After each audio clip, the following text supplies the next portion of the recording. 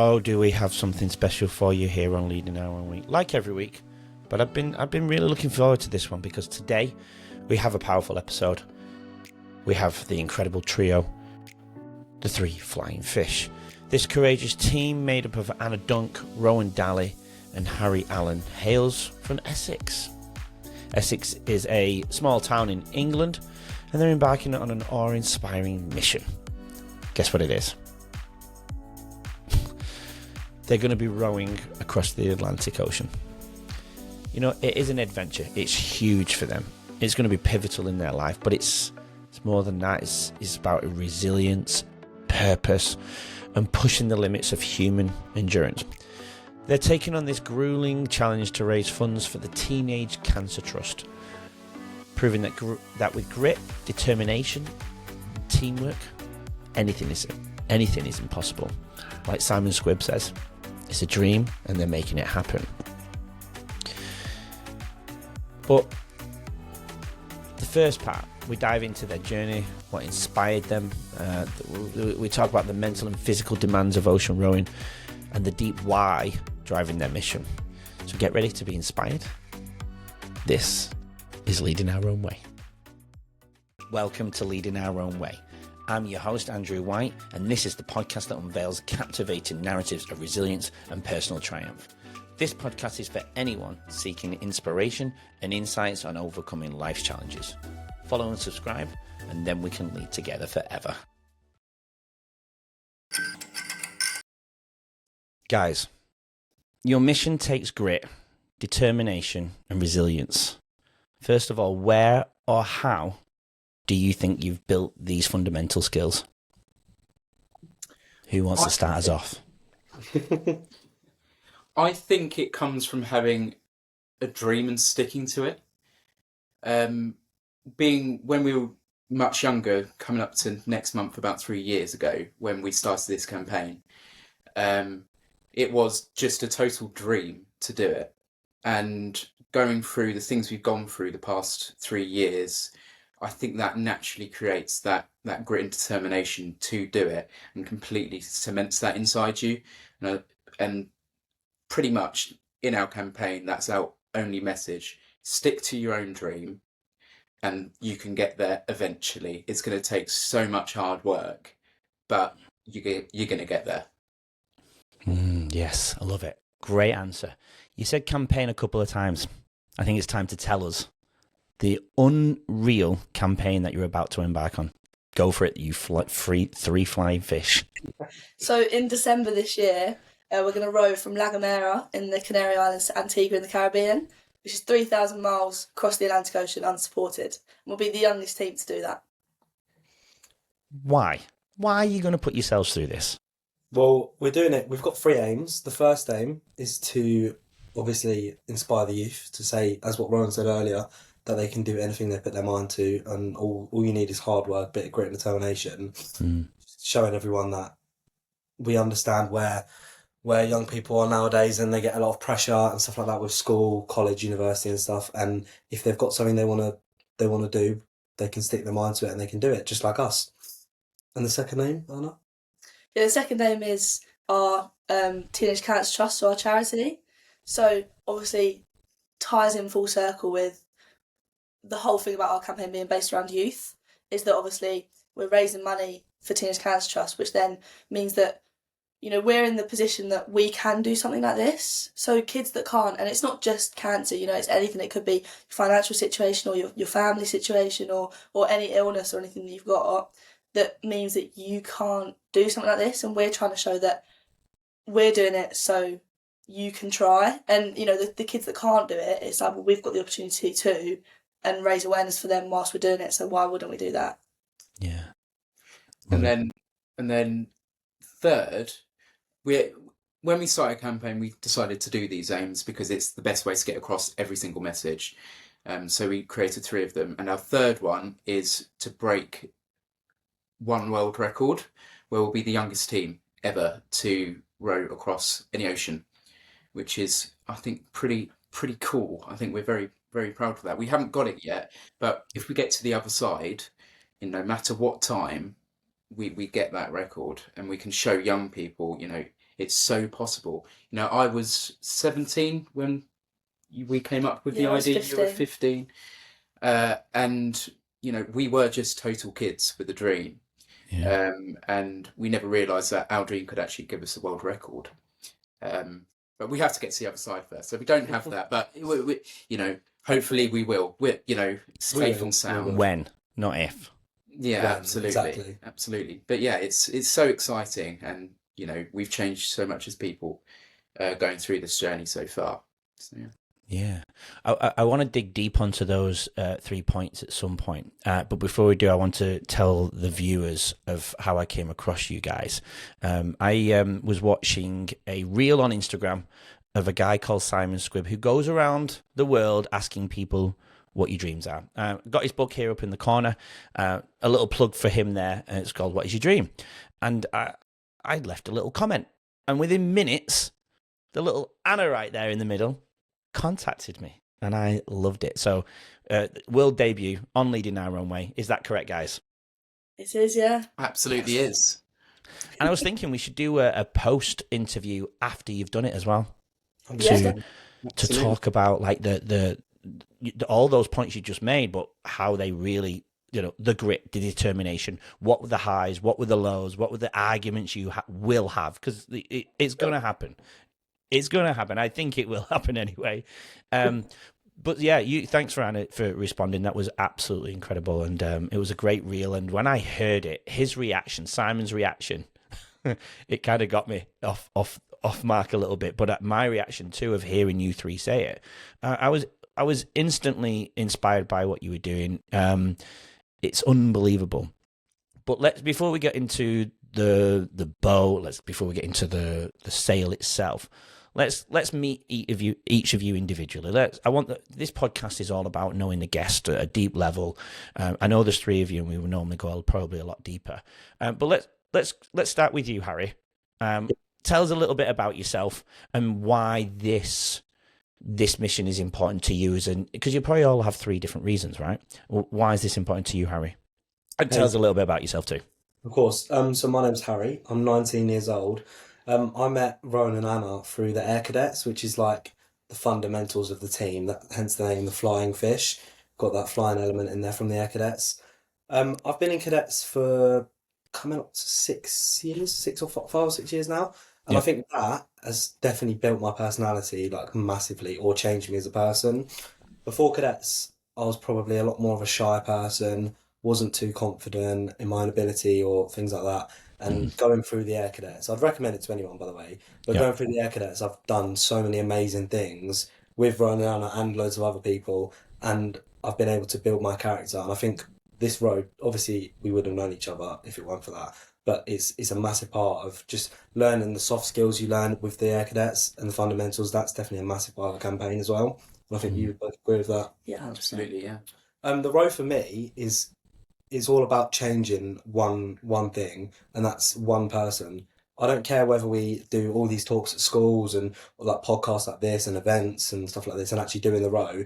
I don't care if we change 1 million people or one person. Obviously, I'd rather do 1 million people, don't get me wrong. Of course, but the main thing for me is if we can affect one person's life, even if it's something as small as little Timmy is too shy to go to walk to school by himself because he's scared he's going to have someone bully him on the way, or he's scared to ask someone to go to the park with him or something like that.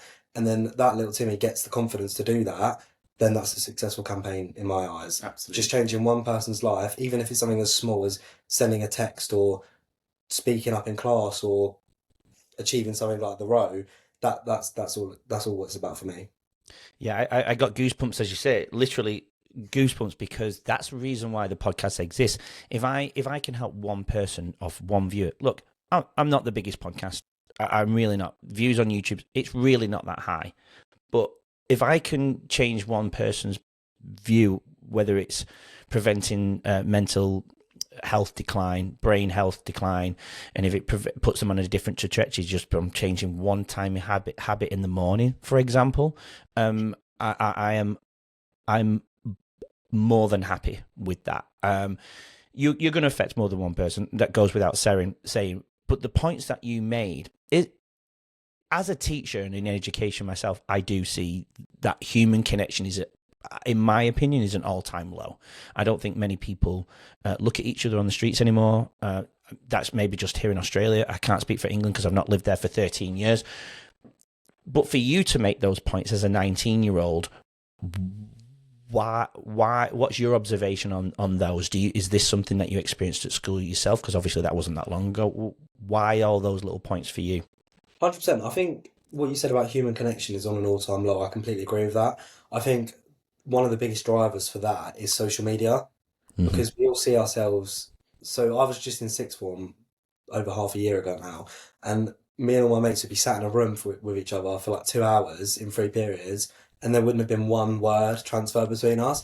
We'd have all been sat there engrossed in our phones, and it is quite sad thinking like you've got all these friends, family, and good people around you, but no one's talking because they're so engrossed on the content they're seeing online, which obviously can be such a positive and such a benefit to life.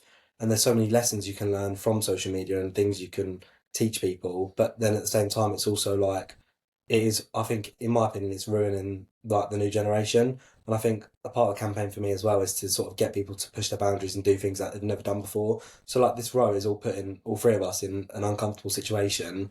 It's not a normal thing to be living on a tiny boat together for 40 to 60 days, you know. So we're putting ourselves in a unusual environment, and we're going to have to overcome all these mental challenges. We can't just hide away in the corner, hide away in our bedroom on our phone, you know. Yeah, I mean, you're gonna learn. You guys are never. I mean, I remember my backpacking days. I went backpacking for over a year. You know, I travelled a lot of countries, travelled a lot of kilometers, and I think about it every day. I really, really do. The good, the bad. I just think it really, not to be cliche, I learned a lot about myself. This for you 3 are gonna experience the same but different. You're never going to forget it. You're going to think about this every single day, and hopefully it will create some really good deep skill sets for whatever you might face in the future. Because let's face it, you will go through some struggle, you will go through some heartache, whether it's breakup, whether it's death, whether it's illness, whatever. Hopefully this will really embed some deep tool sets. I know you want to help other people, but for yourself as well. You know what I mean? Harry, thanks, mate. I appreciate that. It was really, really good insight. Anna, yourself. Yeah, so I'm Anna. I'm 18, turning 19 next month, and I'm doing my A-levels this year. So I'm doing biology, maths, and further maths, and then obviously 6 months after that I'll be running across the ocean. So it's weird to think, but I think the row for me, I've always been from a sporty family. My dad did the row in 2021. Yes. As a pair, and before then we were doing triathlons every week, and you know, swimming and running, and I used to do gymnastics and netball and hockey and cricket and all the sports you could ever imagine. We used to all do them. So I've kind of grown up in the environment that is right. We're going to wake up at 6 o'clock in the morning and go do park. We do parkrun on Christmas Day before we open any presents. Oh, wow. So I've kind of grown up in that environment. But my dad doing the row was obviously where it kind of the idea came from, because Rowan was giving me a lift back from Air Cadets, and the boat was outside waiting to be sold, and he was like asking all these questions, and I was like, oh, I know it, but I don't know as much as my dad does, and he was like, I reckon we could do that, and I was like, yeah, why not? Absolutely.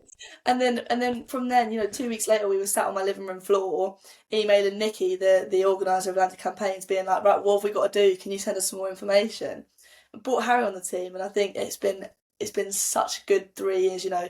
I think the biggest thing with resilience has just been getting the no's. You know, there's been so many no's. Like Harry said, you know, kids these days are on their mobile phones. I think there's a big stigma around kids our age being lazy and not wanting to do anything. And, you know, don't get me wrong, there are a lot of kids that are lazy and that can't be bothered, but we kind of want to show that you shouldn't put us all into one thing. You know, you shouldn't categorise us all as being lazy. You know, we've been here for 3 years and we're doing this incredible thing. So we want to show that actually, I think a lot of the time kids don't go out and push their comfort zones because adults don't support them. You know, we're massively lucky with all the partners we have on board and all the people supporting us, that they believe in us and they believe in our campaign, but actually they believe in us as people and us as kids, which is the biggest thing that we've seen once we've got our partners on board, compared to 2 years ago where people were like, oh, you're not going to do it. You know, you're not actually going to get to the start line, are you? Being able to have people that believe in us, and maybe that means that eventually other kids will see it and be like, oh, maybe I can do this. You know, maybe people will believe in me to do this thing. I think that's the biggest bit we want out of the campaign as well as inspiring people, like Harry said. Absolutely. Yeah, absolutely. They're all valuable, valid points for sure. And, you know, even if the majority of the younger generation is lazy, let's say it is, you will change that within itself, right? But you're right, on the flip side, it is important that we have that support, because adults do say that's just too hard. We're not doing that. It's too hard. So that's great. No, I absolutely love it. So with Anna, though, with you in school at the time when this whole idea, dream and campaign started, what was it like being in school? And this can go out to you too as well, boys. But being in school and everybody knowing that you're going to row across the Atlantic, how did that feel? What were people thinking, you were crazy, or were they really the opposite, just pumping you up every day? You must have been famous in the school. I don't know. Yeah, well, I think because my dad did it when I was doing my GCSEs, so that Right. year, Yeah.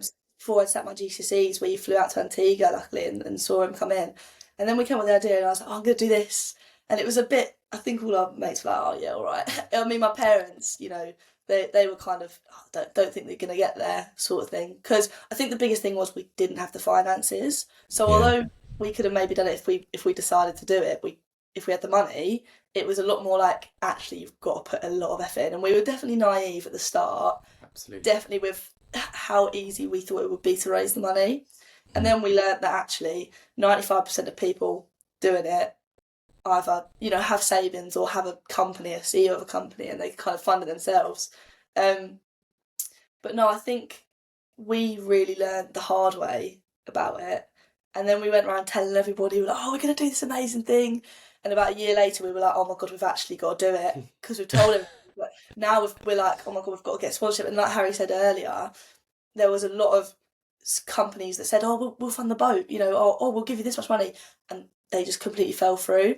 And it did get to the point where we were like, oh my God, you know, we really want to do it, but we don't know how it's actually going to work, you know, if we're actually going to be able to. And then when I said Gillian Ashcroft came on board, and oh my God, it was like a breath of fresh air. It's like, we can relax again, you know, we've got the big chunk we need. And now that's when as well companies can look at it and go, actually, you've already got the majority of what you need. We'll chip in now because we know you're going to do it. Yeah. So it was like getting that in was like, oh, we're okay again. We're going to be all right. And now I'm like, right, you're all coming. All my teachers, I'm like, you're going to come to our charity ball. You're going to come to our boat launch. You're going to be out there in Lagomera, are you? So I'm trying to persuade everyone to come out. I bet. And we will get onto that. But with the point where you said about, you know, you've told everybody you now have to, imagine you didn't tell everybody though.